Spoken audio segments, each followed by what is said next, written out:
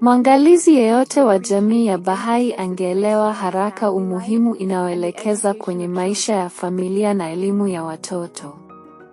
Jumuiya ya Baha'i inaona umoja wa familia kama kiini cha jamii ya wanadamu.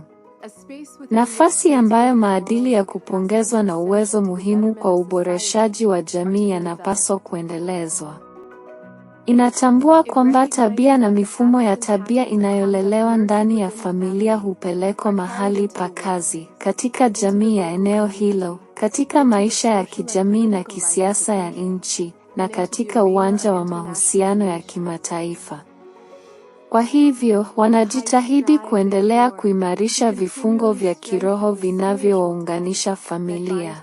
Kila mshiriki wa jumuiya ya Baha'i anajitolea kuchangia katika matengenezo ya mienendo ya maisha ya familia ambayo inatambua usawa wa wanawake na wanaume.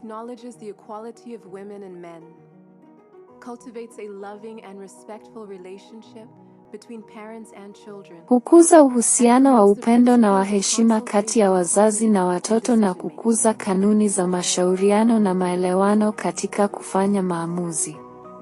Familia sahihi zinajitahidi kukuza upendo kwa watu wote.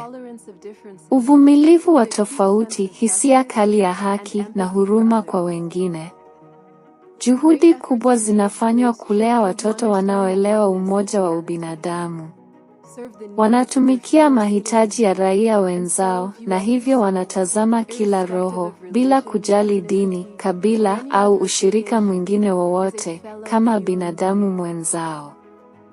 Juhudi hizi zinaonyesha wito wa Baha'u'llah wa kuheshimiana kama matunda ya mti mmoja na majani ya tawi moja. Kuibuka kwa mawazo ya sisi na wao ni kuepukwa kwa bidii. Kwa uchambuzi wa mwisho, kujitolea kwa maslahi ya familia hakuwezi kuruhusiwa kupunguza kujitolea kwa mtu kwa haki na huruma kwa wote. For all.